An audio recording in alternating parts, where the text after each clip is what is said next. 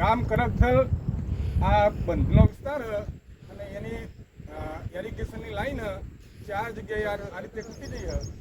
ખેડૂતોએ વાવણી કરી નાખી, મોલ પણ સારો હતો, પણ આ ઉપરવાસનું પાણી વધારે પડતું હોવાથી આ 4 જગ્યાએ તૂટી ગયું.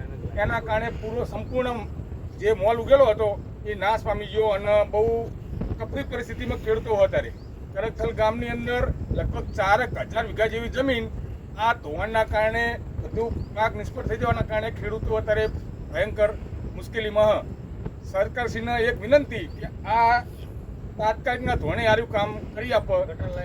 ધારાસભ્ય શ્રી હાર્દિકભાઈ તથા અમારા જે કોઈ સાંસદ લાગતા હોય અને વડાપ્રધાન શ્રી મોદી સાહેબ અને પેલા ભૂપેન્દ્રભાઈ પટેલ મુખ્યમંત્રી એમને વિનંતી કે તાત્કાલિક ધોરણે આર્યું કામ કરી એના ખેડૂતોની વારે આવે.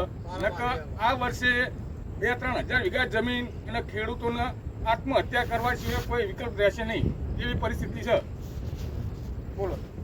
આ ઉપરવાસના વધારે વરસાદ પડવાથી જે આ કરકથલ ગામની એરિગેશનની જે ગટર જાય છે એમાં લગભગ ખેડૂતો 1,000-1,500 વીઘા જમીનમાં તો જાય એવું છે જ નહીં. પહેલું તો એ વાત તે આગળથી માંડીને તે છેક અહીંયા સુધી આ ચોથું છે. 4 જગ્યાએ આવીને આવી પરિસ્થિતિ છે. અત્યારે હાલ ખેડૂતને ખાલી 2 પગ લઈને હેડીને આવે એટલી જગ્યા લઈ શકે, બાકી સાધન આવે એવું છે નહીં અત્યારે હાલ તાત્કાલિક. તો એરિગેશનના સાહેબોને કે જે કોઈ આમાં પૂરું લાગતું હોય એમને સિંચાઈ વિભાગમાં આવતું હોય તો એમને અમારી નમ્ર વિનંતી છે કે તાત્કાલિક અમારા જે પાણીના જે બંધના નાકા તૂટી ગયા પારના તે તાત્કાલિક બાંધવામાં આવે અને એટલી રિપેરિંગ કરી લેવામાં આવે એટલી અમારી સરકારશ્રીનો દરખાસ્ત છે. જય જવાન જય કિસાન.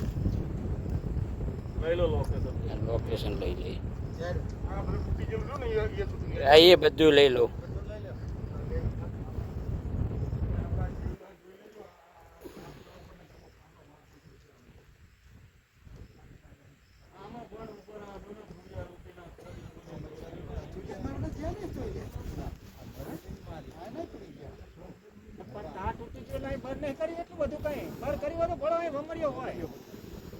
તાજેતરમાં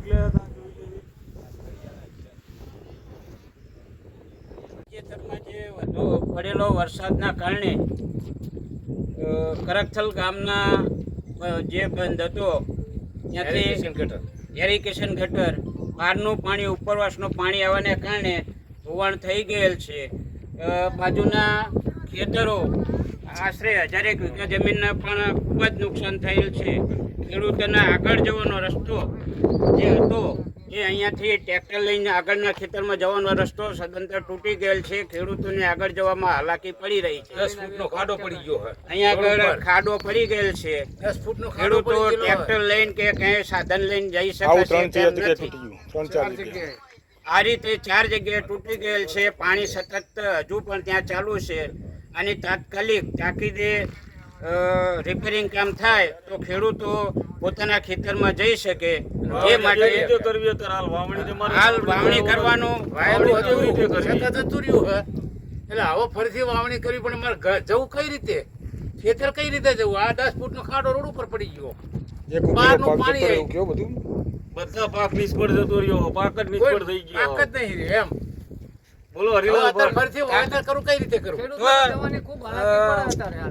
કરકથલ ગામના મોટા ભાગના ખેડૂતોને વિનંતી છે કે આને તાત્કાલિક રિપેરિંગ કામ થાય તો વાવણી કરી શકે અને પાક આગળનો પાક જે વાવવાનો થતો હોય એ લઈ શકે. નહીં તો સદંતર ખેતી નિષ્ફળ જાય તેમ છે. અત્યારે તો નિષ્ફળ જ છે. આના માટે ધારાસભ્ય શ્રી હાર્દિકભાઈ, જિલ્લા પંચાયતના સદસ્ય શ્રી બધાને વિનંતી કે આનું તાકીદે રિપેરિંગ કામ કરાવડાવી અને રસ્તો કરાવી અપાવો. મારે જ ખેતરમાં લે વાવણું કાલ વાવવા જવાનું, રસ્તો જ નહીં લે મારે શું વાવવા જવાનું? મારે જ વાવણી કાલ જ વાવવા જવું, રસ્તો જ નહીં લે ચેન વાવવા જવું. આ તો ઓછું હા, આગળ તો 10-20 ફૂટ છે. 3 જગ્યાએ તૂટેલું આવું. આ તો એક તો 4 જગ્યાએ રોડ તૂટી ગયો છે. રસ્તો ગટરનો પારો લઈ લો બધાના પૂરા. આ બાજુ